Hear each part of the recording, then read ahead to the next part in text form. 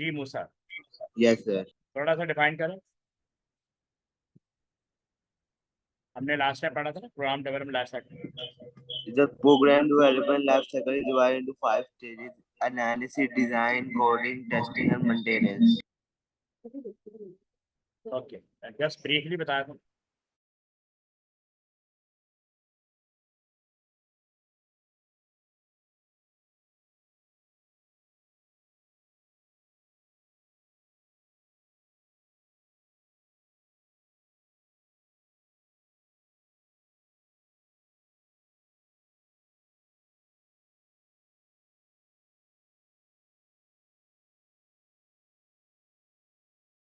Okay, basically ने last time में discuss किया था प्रोग्राम डेवलपमेंट लाइफ साइकिल। ये बेसिकली स्टेजेस हैं टू बिल्ड द सॉफ्टवेयर। जब हमने इसको सॉफ्टवेयर बनाना होता है तो वो सॉफ्टवेयर डिफरेंट स्टेजेस से पास ऑन होता है। सबसे पहले स्टेज होती है एनालिसिस, फिर है डिज़ाइन, फिर है कोडिंग, फिर है टेस्टिंग और आखिर में मेंटेनेंस। एनालिसिस का मतलब है कि हम जिस सिस्टम को कंप्यूटराइज करने जा रहे हैं उस सिस्टम को पहले हम स्टडी करेंगे, क्योंकि सॉफ्टवेयर बनाने का बेसिक पर्पज होता है टू डेवलप किसी भी सिस्टम को कंप्यूटराइज करना, यानी वहाँ पे हर काम कंप्यूटर के थ्रू होता है। ठीक है, उसके लिए हम प्रोग्राम डेवलपमेंट साइकिल को परफॉर्म करते हैं। तो उसकी फर्स्ट स्टेज है एनालिसिस। एनालिसिस कहते हैं to explore, to find out, ठीक है, समथिंग। हम फाइंड आउट करते हैं या एक्सप्लोर करते हैं या स्टडी करते हैं कि एग्जिस्टिंग सिस्टम कैसे रन हो रहा है। फिर इसमें प्रोसेस ऑफ इन्वेस्टिगेशन है using abstraction and decomposition to specify what a program codes. अच्छा नौफिल, आप बताएं, लास्ट टाइम हमने एब्स्ट्रैक्शन पढ़ा था, याद है आपको? हमने एब्स्ट्रैक्शन पढ़ा था, याद है आपको? Any idea about abstraction? Sir मुझे थोड़ा सा याद करने दो। नहीं याद? अच्छा, और डीकम्पोजिशन? ये दो टर्म्स हैं जो कंप्यूटर में इस्तेमाल होती हैं जब भी हम सॉफ्टवेयर बनाने जाते हैं। मुस्फरा, आपको याद है? जी मुस्फरा, डू यू नो? जी सर। थोड़ा सा बताएं एनालिसिस, ये एब्स्ट्रैक्शन और डीकम्पोजिशन के बारे में। सर एब्स्ट्रैक्शन प्रॉब्लम का सॉल्यूशन रखता है। अच्छा, और डीकम्पोजिशन?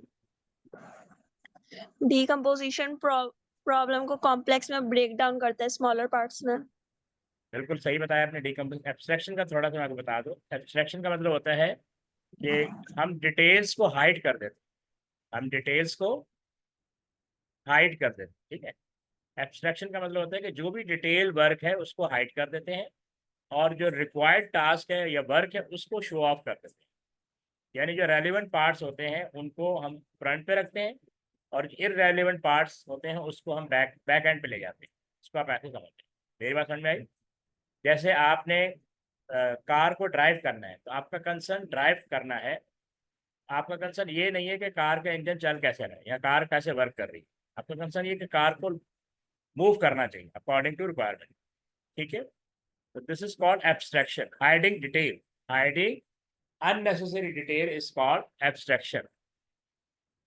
अच्छा, डिजाइन में क्या करते हैं, जब हमारा एनालिसिस पार्ट कंप्लीट हो जाता है, इसका मतलब है कि हमने जो एग्जिस्टिंग सिस्टम है उसको डिटेल में स्टडी कर लिया है, तो उसकी बेस पर हम डिज़ाइन करेंगे। डिज़ाइन का मतलब होगा कि हम कुछ स्ट्रक्चर चार्ट यूज़ करेंगे, फ्लो चार्ट यूज़ करेंगे, सूडो कोड यूज़ करेंगे, हम अपना सिस्टम डिज़ाइन करेंगे, ठीक है।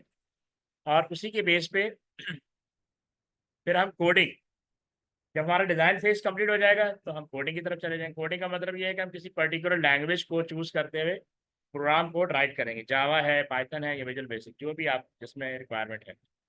जब सॉफ्टवेयर बन जाएगा तो हम उसको टेस्ट करेंगे कि हमारी रिक्वायरमेंट के अकॉर्डिंग ये वर्क कर रहा है या नहीं कर रहा। अब हम आगे चलते हैं।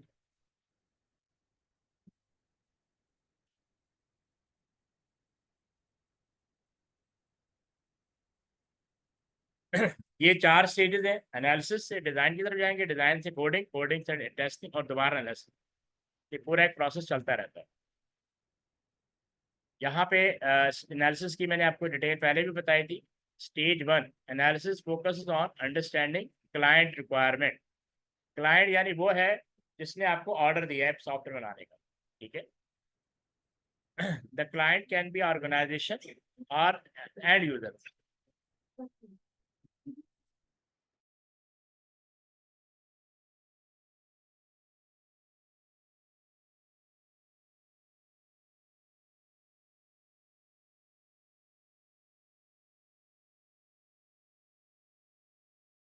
ओके, फिर ये कह रहा है the client can be an organisation, ठीक है, और दिस स्टेज में involve an PC session, negotiation, data collection and information exchange, ठीक है। तो हम अनपीसी का मतलब होता है, यहाँ पे लिखा हुआ है perspective, a particular way of thinking about something. Perspective एक ओपिनियन को कहते हैं। अनपीसी लिखा हुआ है an exhaustive discussion to solve problem और जनरेट आइडिया, मतलब बीइंग अ एनालिस्ट आप यूजर के साथ या क्लाइंट के साथ कंटिन्यूस मीटिंग करेंगे ताकि आप उसकी रिक्वायरमेंट को अंडरस्टैंड कर सकें।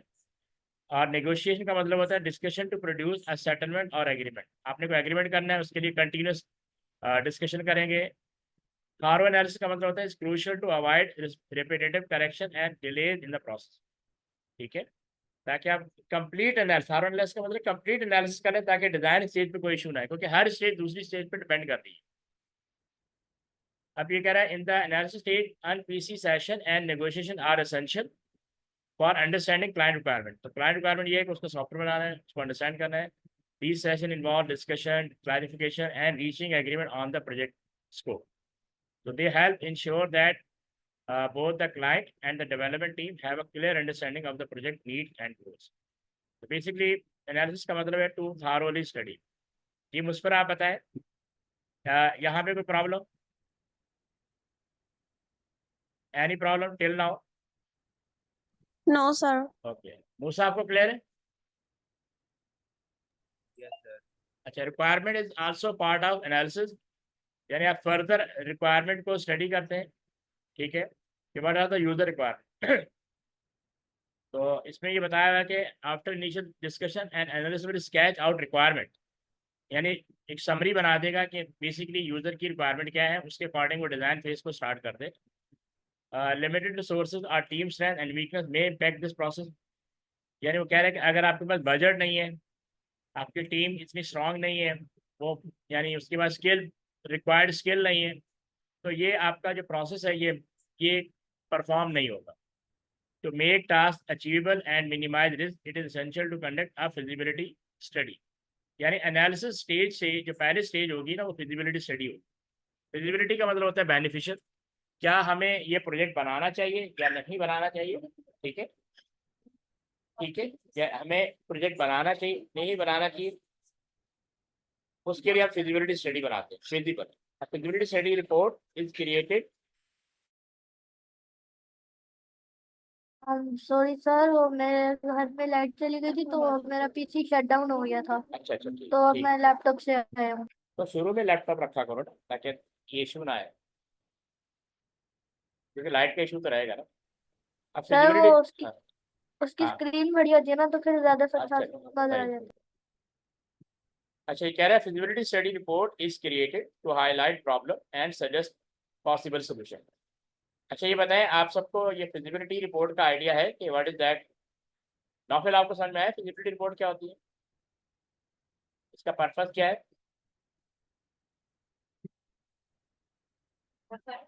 मूसा आप बताएं। सर आपने ये इस दिन इसका बताया था। हाँ, लास्ट टाइम मैंने बताया था ना।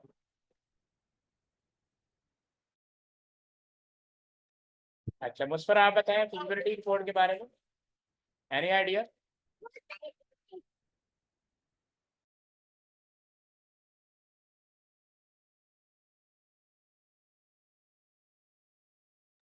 ये मुस्फरा, आपको आइडिया है इसका फिजिबिलिटी? No, sir. देखिए, मैंने आपको बताया था फिजिबिलिटी स्टडी का मतलब होता है, इस पे लिखा है is created to highlight problem and suggest possible solution. Problems क्या है और उसके सोल्यूशन क्या है, इनको हाईलाइट किया जाता है। असल में ये जो फिजिबिलिटी स्टडी होती है ना, ये हम कंडक्ट करते हैं बिफोर एनालिसिस। ये मैं राइट कर देता हूँ दोबारा। फिजिबिलिटी स्टडी आप पहले कंडक्ट करेंगे, क्योंकि अगर आपने एनालिसिस स्टार्ट कर दी, फिजिबिलिटी स्टडी आपको ये बताती है, ये फिजिबिलिटी स्टडी लिखा मैंने, यहाँ से एनालिसिस जाएंगे, एनालिसिस हो जाएगा तो हम डिज़ाइन की तरफ जाएंगे, और डिज़ाइन हो जाएगा तो हम कोडिंग की तरफ जाएंगे, कोडिंग हो जाएगा तो हम टेस्टिंग की तरफ जाएंगे। ये फेजेस हैं डिफरेंट। अगर देखें, आप फिलहाल इस स्टेज पे हैं, ये रिपोर्ट आपको बताएगी कि क्या हमें सॉफ्टवेयर बनाना चाहिए या नहीं बनाना, क्योंकि इसमें दो तीन चीज़ें होती हैं। एक तो प्रोजेक्ट की कॉस्ट, ठीक है, वो पूछेंगे, यानी सॉफ्टवेयर बनाने वाले यूजर से पूछेंगे या क्लाइंट से पूछेंगे, भाई आपको ये सॉफ्टवेयर इतने का पड़ेगा, मतलब फर्ज करो 10 मिलियंस का पड़ेगा, क्या आपका बजट है 10 मिलियन का? एक तो ये। दूसरा, आपकी मेन प्रॉब्लम क्या है, प्रॉब्लम वो उनको हाईलाइट किया जाएगा। ठीक है, प्रॉब्लम ये है कि हमने इसको कंप्यूटराइज करना है, हम हर काम कंप्यूटर के थ्रू करना चाह रहे हैं, ये प्रॉब्लम। अब इसके 2 या 3 पॉसिबल सोल्यूशन दिया जाएगा, और हर सोल्यूशन की कॉस्ट दी जाएगी, ड्यूरेशन दिया जाएगा, ताकि आगे बढ़ने से पहले, क्योंकि ये जो स्टेजेस है ना, 4 स्टेजेस, एनालिसिस से लेके टेस्टिंग, ये सब पेड होती हैं। क्योंकि अगर आपने एनालिसिस स्टार्ट कर दी, इसका मतलब ये है कि client is ready, client is agreed to pay you, लेकिन पे करने से पहले उसको भी कन्विंस होना चाहिए कि क्या ये प्रोजेक्ट या सॉफ्टवेयर उसके लिए फिजिबल भी है या नहीं है, क्योंकि पैसा लगाएगा, क्या वो पैसा रिटर्न हो जाएगा? यानी कंप्यूटराइजेशन करने का पर्पस क्या है कि ऑर्गेनाइजेशन की एफिशिएंसी को इंक्रीज करना है। ये बात समझ में आ गई? फिजिबिलिटी स्टडी क्या करती है? बेसिकली हम सॉफ्टवेयर क्यों बनाते हैं? ताकि जो ऑर्गेनाइजेशन है वो बेटर वर्क कर सके, ज़्यादा से ज़्यादा आउटपुट जनरेट कर सके, कॉस्ट को कम कर सके। ठीक है, क्योंकि जब सिस्टम में डिले आता है ना, तो कॉस्ट इंक्रीज हो जाती है और कस्टमर चला जाता है। तो वो फर्म चाहती है कि उसका जो कस्टमर है वो ना जाए, कंटिन्यूस उनके पास आता रहे, ठीक है, ताकि उसका बिजनेस चलता रहे। Is this clear? यहाँ पे दोबारा आ गया stage 3 involve abstraction and decomposition of requirement. दोबारा से देख लें। Abstraction focuses on selecting relevant information and ignoring irrelevant detail. ठीक है, ये हमने पहले भी डिस्कस किया था। एब्स्ट्रैक्शन का मतलब होता है कि अननेसेसरी डिटेल को हाइड कर देना, अननेसेसरी डिटेल्स को हम हाइड कर देंगे। ठीक है,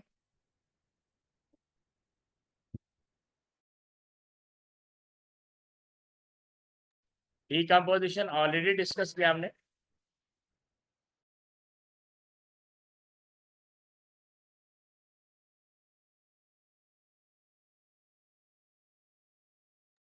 देखिए,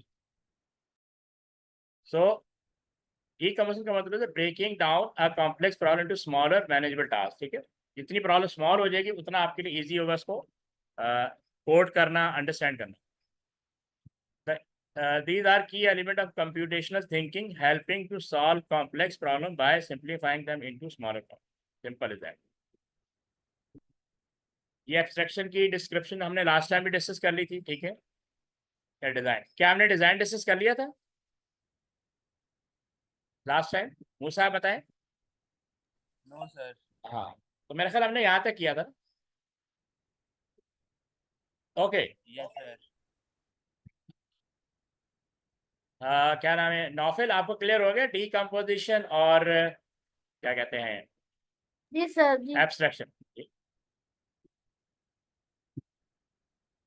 अच्छा, कह रहा है in the design stage, in the design phase developer continue decomposition from the analysis phase. तो डिजाइन स्टेज पे बेसिकली अब वो पीस ऑफ पेपर पे अपना सॉफ्टवेयर डिजाइन करेगा अकॉर्डिंग टू यूजर रिक्वायरमेंट। जैसे हम मैप घर का बनाते हैं ना, पहले पीस ऑफ पेपर बनाते हैं, फिर उसको कंप्यूटराइज, फिर हम उसकी डेवलपमेंट की तरफ जाते हैं कि मैप के अकॉर्डिंग आपका हाउस जो बिल्ड होगा। Visual of end product are drawn up including structure diagram. ये स्ट्रक्चर डायग्राम भी आपको शो करता हूँ। टू विजुअलाइज द गोल, यानी आप अपनी प्रॉब्लम को स्ट्रक्चर डायग्राम में कन्वर्ट कर देते हैं। So coding for these visual representation begin at the stage. ठीक है, लिटिल हाउ कोडिंग भी स्टार्ट हो जाती है, लेकिन कोडिंग नेक्स्ट पार्ट है। इससे पहले आपने अपना फ्लो चार्ट बनाना है, एल्गोरिथम बनाना है और स्ट्रक्चर डायग्राम बनानी है। 3 चीज़ें आपने देखनी है इसके अंदर। नंबर 1, आप इसका स्ट्रक्चर चार्ट बनाएंगे प्रॉब्लम को स्पेसिफाई करने के। नंबर 2, आप एल्गोरिथम बनाएंगे, यानी सूडो कोड, एल्गोरिथम या सूडो कोड। और नंबर 3 आप फ्लो चार्ट बनाए। इससे आपका सॉफ्टवेयर जो है डिजाइन हो जाता। ठीक है, तो अब जैसे यहाँ लिखा हुआ है, pseudo code is developed to describe complex problem and instruction in plain English. Pseudo code help ensure instruction make sense before the actual coding process begin. हमने सूडो कोड प्रोसेस पहले ही पूरा कर लिया था, हमने फ्लो चार्ट भी कर लिया। तो अब तो फ्लो चार्ट क्या है? Flow chart basically developer create flow chart to show how the decomposed part of the program will run, including decision and input. अब मैं नेक्स्ट स्लाइड पे आपको फ्लो चार्ट शो कर रहा हूँ। इससे प्रॉब्लम को अंडरस्टैंड करना इजी हो जाता है, फ्लो बन जाता है। अब देखो इन्होंने एक फ्लो चार्ट दिया हुआ है, making a cup of T the water stage. A flow chart for this particular decompose problem might look like this. ये देखिए, सबसे पहले आपने स्टार्ट, ये ना ओवल शेप होती है, Oval shape is use for start और एंड। ये पॉइंट क्लियर है? उस पर आपको क्लियर है ये पॉइंट? Yes, sir. ओके जी सर। ओके। इसके अलावा ये रेक्टेंगल है, रेक्टेंगल जो है ना प्रोसेस के लिए होती है, प्रोसेस पार्ट के लिए। प्रोसेस को ऐसे समझे, जैसे मैंने सम कैलकुलेट करना है, ठीक है,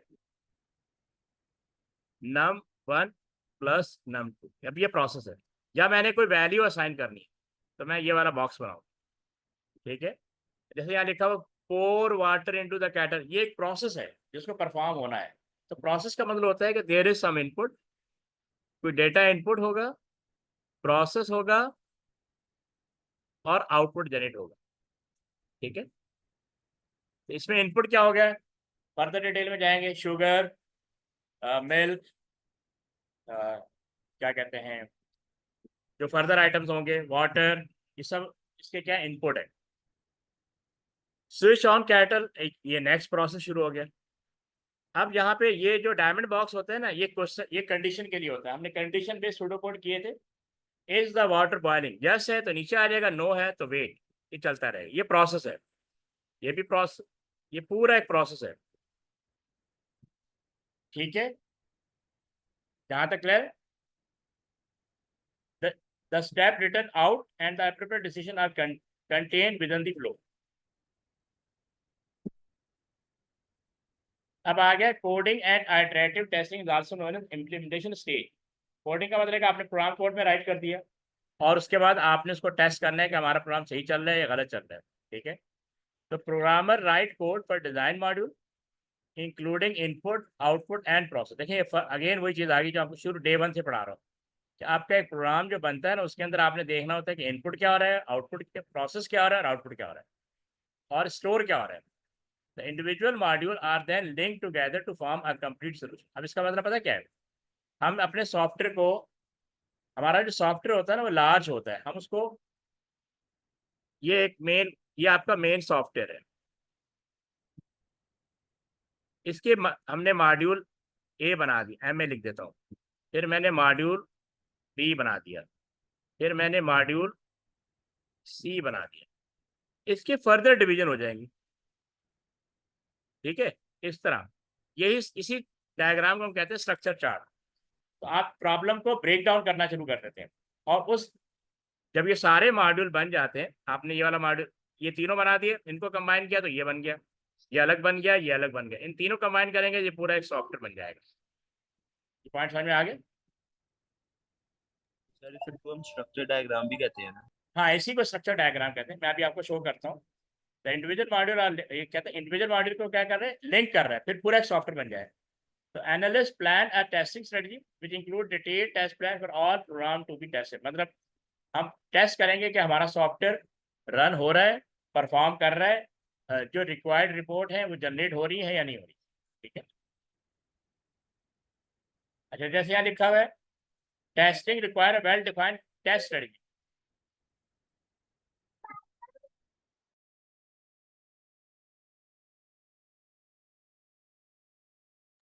testing require a well defined test strategy. ठीक है, the system is individual, system is divided into small section, tested for input, क्या वो इनपुट ले रहा है सॉफ्टवेयर, आउटपुट जनरेट कर रहा है, एंड वैलिडेशन रूल, यानी length check, range check, format check.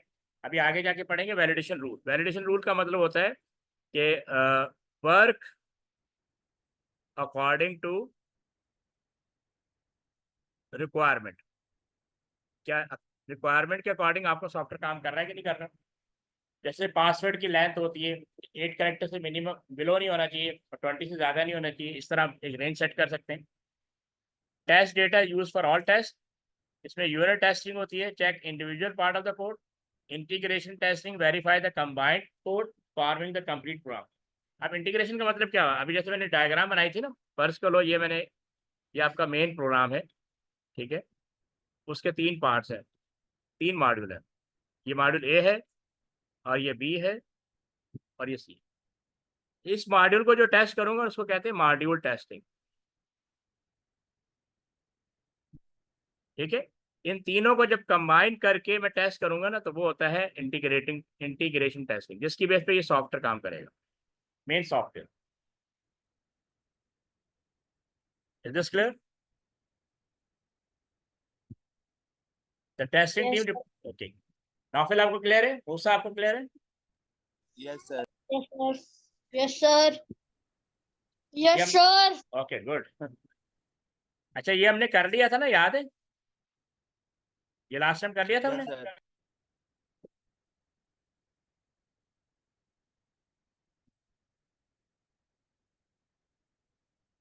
अच्छा, ये computer system, subsystem and decomposition. तो बेसिकली कंप्यूटर सिस्टम का मतलब होता है, computer system consist of software, data, hardware, communication and people. याद रखें, ये 5 एलिमेंट्स होते हैं which makes a computer system. These are 5 element. It must have software, it must have hardware, data जो इनपुट होगा, कम्युनिकेशन जिसके थ्रू डेटा आपका move करेगा एक जगह से दूसरे को, पीपल जो कि आप ऑपरेट करेंगे। अब जैसे मैंने बताया है कि system can be divide into सब system and further into smaller सब सिस्टम, तो you until each perform a single action. इसके लिए हम डीकम्पोजिशन को यूज करते हैं, simplify representation and understanding of system, forming the basis of top down design. ये जो ऊपर से नीचे आते हैं ना, जैसे ये हमने बनाया, ये आपका मेन प्रोग्राम है, ये आपका मेन प्रोग्राम है। मैं इधर ए बनाया, इधर मैंने ई बनाया और इधर मैंने सी बनाया। फर्दर, ठीक है, A1 बना दिया। तो ये टॉप डाउन, यहाँ से आप यूँ आए, यहाँ से यूँ आए, इसको कहते हैं top down approach. For solving problem with computer system, decomposition involve breaking down into, इसके इनपुट्स क्या है, इसके प्रोसेस क्या है, इसके आउटपुट क्या है, इसके स्टेज क्या है। ये भी आपको मैं बुक से दिखाता हूँ। Design and construction method include structure diagram, flow chart and sudoku. Again वही बात हम पहले भी डिस्कस कर चुके हैं। ये देखें स्ट्रक्चर डायग्राम, ठीक है। मेन सिस्टम, सब सिस्टम 1, सब सिस्टम 2, सब सिस्टम 3। अब सब सिस्टम के बाद की फर्दर डिवीजन 1.1 और 1.1, इसके आगे भी हो सकती है, ठीक। ये डिपेंड करता है कि प्रॉब्लम को जितना भी आप स्मॉलर करते चले जाएं, it become easier to handle. 1.2.1. हाँ बिल्कुल, 1.2.1 हो जाएगा, फिर उसके नीचे भी हो सकता है। तो इसको कहते हैं टॉप डाउन अप्रोच भी कहते हैं, कि ऊपर से नीचे आ रहे हैं। डीकम्पोज करना भी कहते हैं। और एक और टर्म यूज होती है, step wise refinement. Step wise refinement, ये वर्ड भी सुनेंगे आप, यानी रिफाइन करना, फर्दर रिफाइन करना, ठीक है। यहाँ तक क्लियर है? अच्छा, इसको जरा गो थ्रू करें। फ्लो चार्ट एल्गोरिथम, ये फ्लो चार्ट के कुछ दिए हुए सिंबल, ये मैं पहले एक्सप्लेन कर चुका हूँ।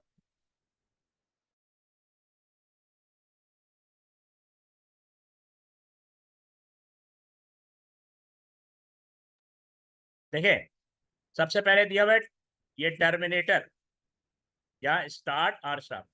ये ओवल शेप होती है, इसको स्टार्ट के लिए यूज करेंगे और स्टॉप के लिए यूज करेंगे। ये प्रोसेस, प्रोसेस का मतलब जैसे ये जीरो वैल्यू असाइन हो रही है ए को, जीरो वैल्यू असाइन हो बी को, तो assigning a value is called assignment. और उसके लिए हम रेक्टेंगल बॉक्स बनाएंगे, ठीक है। Use to show actions, for example when values are assigned to variable. A और बी क्या है? वेरिएबल्स हैं। वेरिएबल क्या है? मेमोरी लोकेशन, जहाँ पे वैल्यू स्टोर हो जाती है। इनपुट लेना है और आउटपुट देना है। इनपुट और आउटपुट के लिए हम ये पैरालोग्राम बनाएंगे।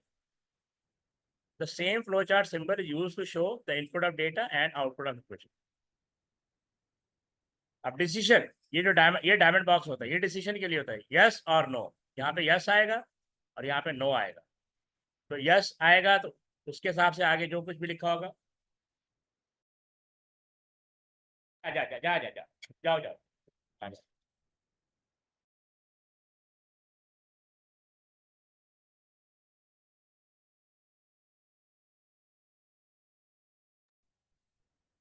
फ्लो लाइन क्या होता है? Use to show direction of flow. ये क्लियर है? फ्लो चार्ट सबको क्लियर है? Yes, sir. मुस्फिरा आपको क्लियर है? Yes, sir.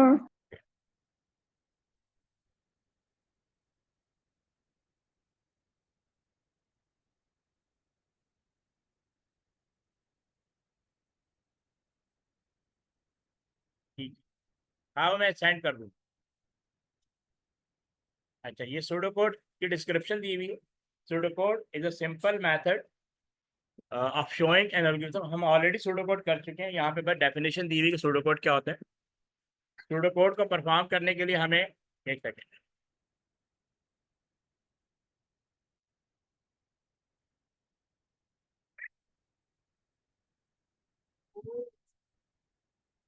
एक सेकेंड।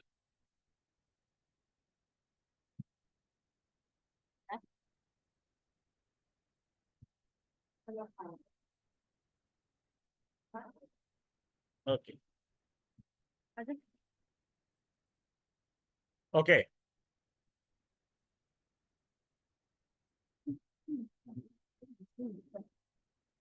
ये यहाँ पे कुछ मैथमेटिकल ऑपरेटर दिए हुए, ठीक है, जो यूज होते हैं आपके सूडोकोड में। प्लस करना है, माइनस करना है, डिवाइड करना है, काइंड ऑफ दैट, ठीक है।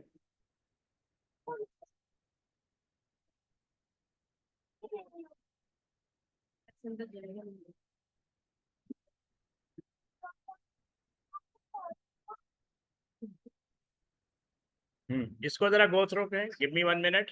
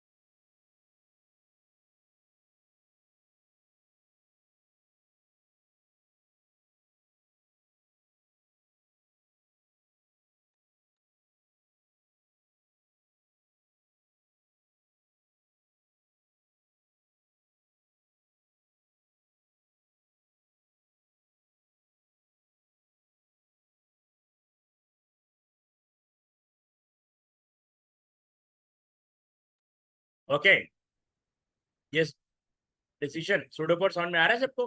ये जो यहाँ लिखा हुआ है, Yes, sir. नौफिल आपको समझ में आ रहा है? ये हमने शुरू में किया था, याद है? कंडीशन बेस्ड, ये बेसिकली सूडोकोड है to check the condition.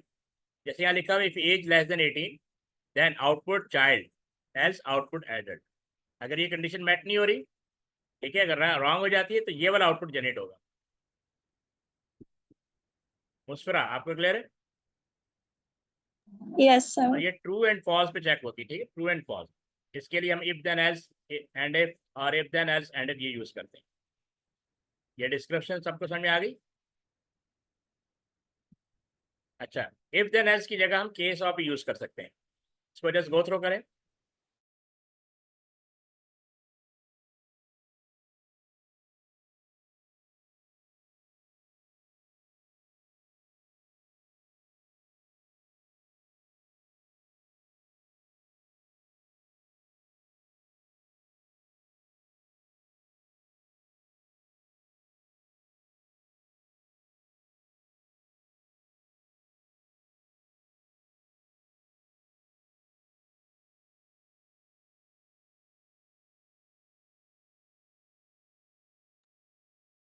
Ji, if then else की जगह पे हम केस ऑफ को भी यूज कर सकते हैं। ये लिखा है for a case statement the value of the variable decide the path taken, तो several value are usually specified, otherwise path is taken for all other value. अच्छा, हम इफ देन एल्स के में हम यूज करते हैं ना एल्स। एल्स का मतलब होता है कि जब सारी कंडीशन रॉन्ग हो जाए, जैसे हमने यहाँ पे एल्स यूज किया हुआ है, 2 3 4 जो भी सारी कंडीशन रॉन्ग हो जाएंगी तो एल्स एग्जीक्यूट करेगा। सेम लाइक यही चीज केस ऑफ कर अदरवाइज करता है केस ऑफ के अंदर, ये अदरवाइज ये एल्स की जगह पे use output improve. Case of grade का मतलब अगर ग्रेड ए आ रहा है तो आउटपुट शो करेगा एक्सीलेंट, अगर बी आ रहा है, बी की कंडीशन मेट हो रही आउटपुट गुड होगा, अगर सी की कंडीशन मेट हो रही output average. Is this clear? Yes, sir. So 1 second.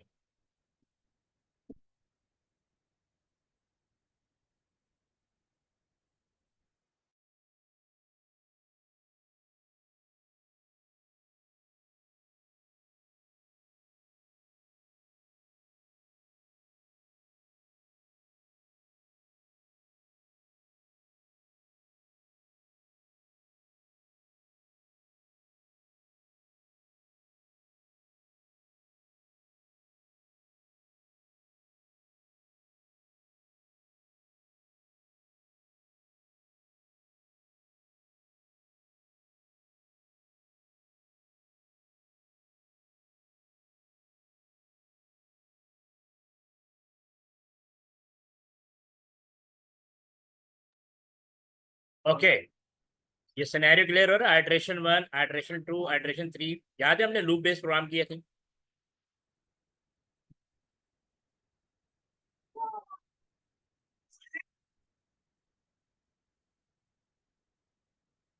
Okay, no issue. Naufil आपको क्लियर है ये फॉर टू नेक्स्ट? उस पर आपको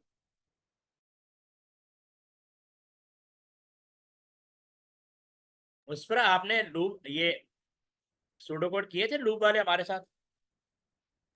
नो सर। अच्छा, आपने नहीं किए। नौफिल आपने किए थे? जी नौफिल, आर यू देयर?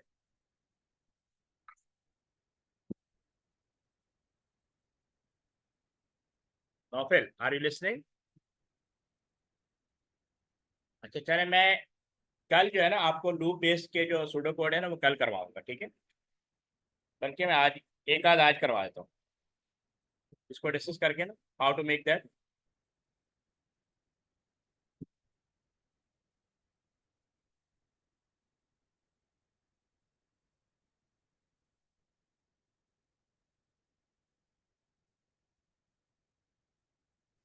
ठीक है, असल में लूप का मतलब होता है कंटिन्यूटी परफॉर्म करना।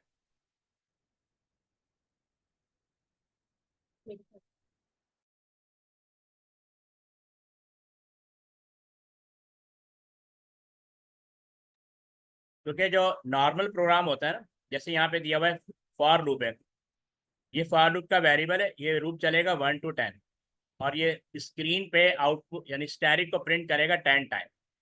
नेक्स्ट काउंटर होता है इंक्रीमेंट करने के लिए। तो बेसिकली ये स्टैरिक जैसे पहला आया, फिर दूसरा आया, तीसरा आया, 10 टाइम तक आपके स्टैरिक स्क्रीन पे आएंगे। ठीक है, तो लूप क्या करता है, ये कंटिन्यूटी को मेंटेन करता है। इसके एक प्रोग्राम में आपको करवा देता हूँ ताकि आपको आइडिया हो जाए व्हाट इज लूप। अच्छा, ये लूप 3 तरह के होते हैं, फॉर लूप, रिपीट अंटिल और व्हाइल लूप। अच्छा, रिपीट अंटिल का देखें, इसकी इनिशियल वैल्यू 0 थी, यहाँ पे फॉर लूप की इनिशियल वैल्यू यहाँ पे 1 थी, यहाँ पे उन्होंने 0 दी। पहले हम रिपीट लिखेंगे। रिपीट अंटिल में एक दफ़ा स्टेटमेंट रन हो जाता है, ठीक है, एक दफ़ा स्टेटमेंट रन हो जाता है, उसके बाद ये इंक्रीमेंट आता है। कब तक चलेगा? जब तक काउंटर की वैल्यू 10 से बड़ी ना हो जाए। अभी काउंटर की वैल्यू 0 है, क्या 0 ग्रेटर देन इक्वल टू 10 है? इज दिस ट्रू और फॉल्स? जी, कौन बताएगा?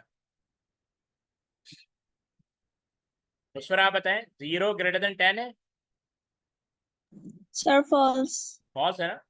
तो रिपीट अंटिल लूप उस वक्त तक चलता रहता है जब तक कंडीशन फॉल्स है। ये देखिए, कंडीशन जब तक ये ग्रेटर देन 10 ना हो जाए फॉल्स रहेगा। ठीक है, और वाइल लूप, अच्छा ये याद रखें कि फॉर को हम कहते हैं count control loop, count control loops, और रिपीट अंटिल को कहते हैं पोस्ट कंडीशन लूप, पोस्ट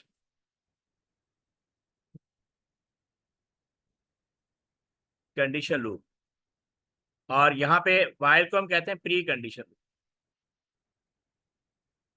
ठीक है, इसमें देखें इनिशियल वैल्यू काउंटर है 0, वाइल काउंटर लेस देन 10, ये condition 0 less than 10, is this true और फॉल्स? ये मुसाहबत है, ट्रू। ट्रू है।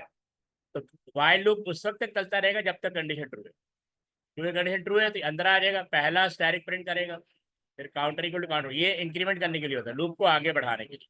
ठीक, उस तरह आपको आपकी कुछ अंडरस्टैंडिंग डेवलप हुई? Yes sir. अभी मैं आपको एक प्रोग्राम करवाया था, 2 मिनट बाद की अजान हो जाए, यहाँ पे अजान हो रही है, तो मैं आपको ये एक दो सुडोकोड करवाया था रिपीट लूप के। एक सेकंड होल्ड कीजिए।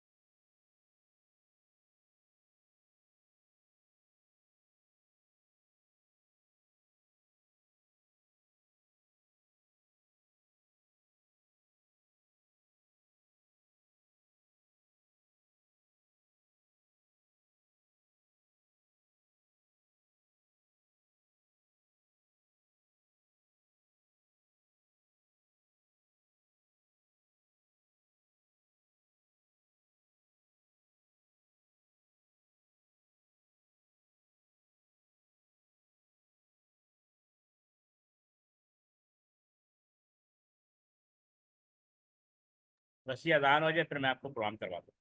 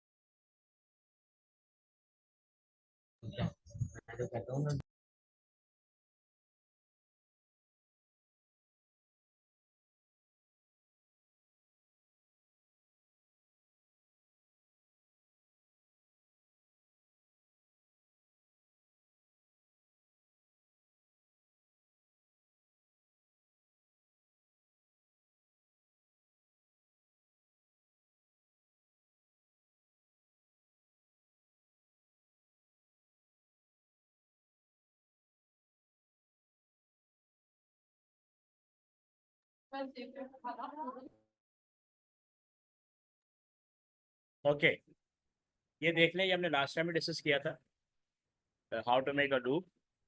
किसी भी लूप को जब आप बनाते हैं तो उसके 5 स्टेप्स होते हैं। नंबर 1, इनिशियल वैल्यू, ये वो लूप स्टार्ट कहाँ से होगा, जैसे इस केस में 1 से स्टार्ट हो। नंबर 2, रेंज, कहाँ तक जाएगा, जैसे 1 to 10। 1 इनिशियल वैल्यू है, 10 इज द रेंज, यहाँ पे ये 10 दिया हुआ, ठीक है। ये 2 पार्ट। थर्ड होता है कंडीशन ट्रू है, स्टेटमेंट एग्जीक्यूट। तो अगर कंडीशन ट्रू है यानी 1 लेस देन 10 है तो ये कंट्रोल अंदर आएगा। आउटपुट काउंटर या प्रिंट काउंटर, काउंटर की जो वैल्यू होगी वो स्क्रीन पे प्रिंट होगी। इस प्रोग्राम की रिक्वायरमेंट है 1 to 10 प्रिंट करना, 1 2 3 4 ऐसे, ठीक है।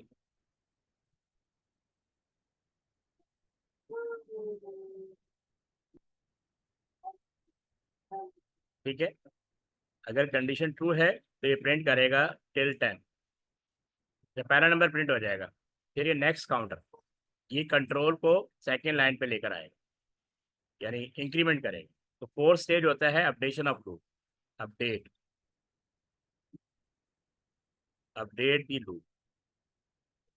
और 5th स्टेप होता है चेकिंग कंडीशन, दोबारा कंडीशन चेक होगी, ये लूप से बाहर आ सकता है या नहीं आ, कंट्रोल यहाँ जाएगा। अब चूंकि काउंट की वैल्यू 2 आएगी तो 2 लेस देन 10, ये ट्रू है, कंट्रोल अंदर आएगा और ये अब 2 प्रिंट हो जाएगा।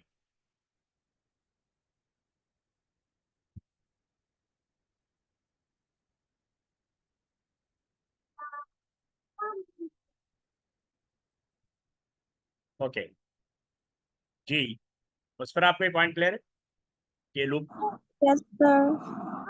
अच्छा, अब देखें इसी प्रोग्राम को हम वाइल और रिपीट एंटिल के साथ भी करेंगे सेम। यानी रिक्वायरमेंट क्या है कि हमने 1 2 से लेके 10 नंबर तक प्रिंट करना है, क्योंकि हमने यहाँ पे 1 to 10 बताया हुआ है। Now see how to do with while loops. अच्छा, लूप कोई भी हो, फॉर लूप, वाइल लूप या रिपीट एंटिल, उसको एक वेरिएबल चाहिए होता है, तो इनिशियली उसको डिक्लेयर करेंगे एज इंटीजर। ये डिक्लेयर कीवर्ड है, डिक्लेयर इज द कीवर्ड,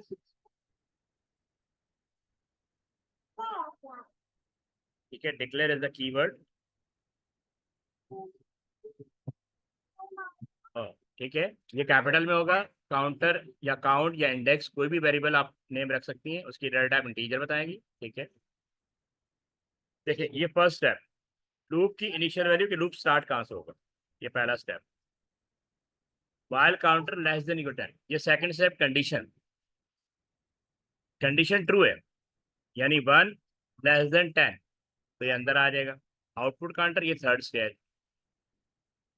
उसके बाद लूप को इंक्रीमेंट या डिक्रीमेंट करना होता है, अपडेशन ऑफ लूप, ये फोर्थ स्टेप।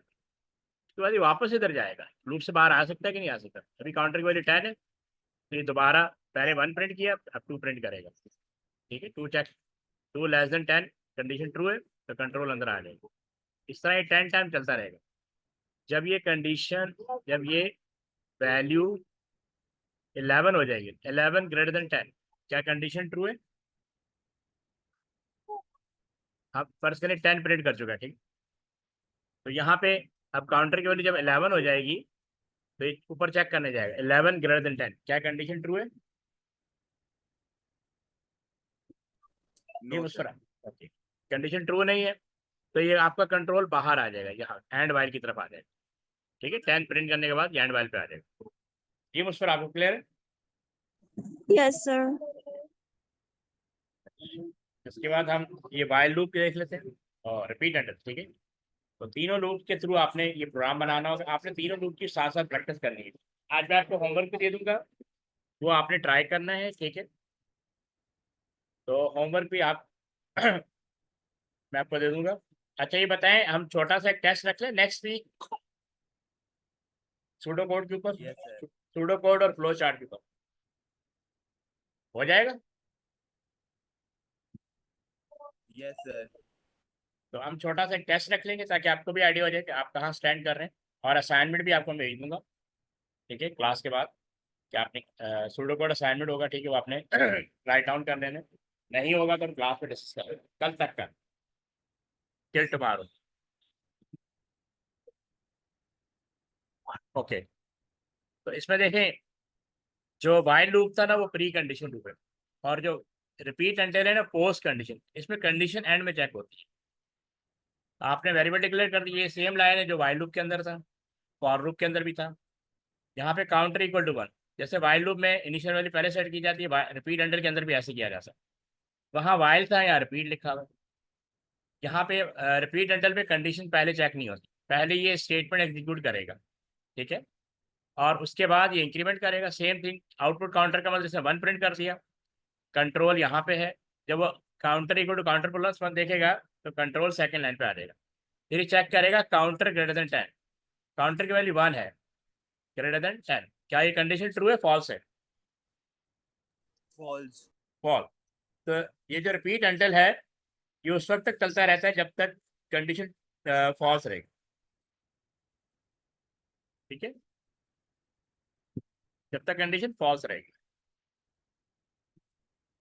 तो कंडीशन जैसे ट्रू होगी ये लूप एग्जिट कर जाएगा, उसके बाद कंट्रोल वापस इधर जाएगा तो ये 2 प्रिंट कर देगा। इस तरह ये 1 to 10 चलता रहेगा। जैसे ही 11 हो जाएगा, counter 11 greater than 10, condition true हो जाएगी, ये प्रोग्राम एग्जिट कर जाएगा। इसमें कोई इशू? No sir. तो वो साहब को तो तीनों लूप क्लियर है। Yes sir. इसका मैं आपको असाइनमेंट भेज दूँ, एक तो मैं भेजूंगा कंडीशन बेस्ड असाइनमेंट, ठीक है, वो आपने परफॉर्म करना है, वो उसको प्रॉपर आपने राइट करना है, you have to think how to do that, ठीक है। उस पर आपने कंडीशन बेस्ड प्रोग्राम किया है पहले? No sir. अच्छा, आपके वो भी रहते हैं, यानी कल मैं आपको कंडीशन बेस्ड प्रोग्राम का भी एक इंट्रोडक्शन दे दूंगा ताकि आप वो भी आपको बनाना आ जाए, ठीक है, काइंड ऑफ दैट। ये लूप वाले आपको समझ में आ गए? Yes sir. लूप का मतलब होता है कंटिन्यूटी, लूप का मतलब क्या होता है? कंटिन्यूटी, यानी आइट्रेशन, ठीक है, आइट्रेशन को परफॉर्म करा, क्योंकि हम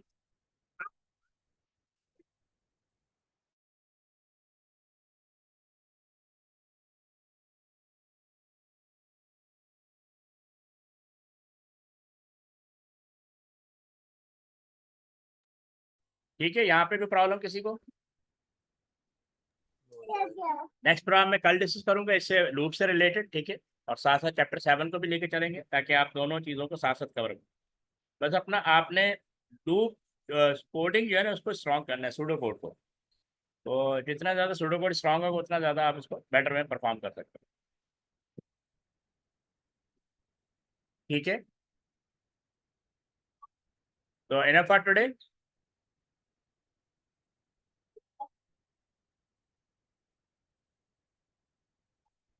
ओके, अल्लाह हाफिज़।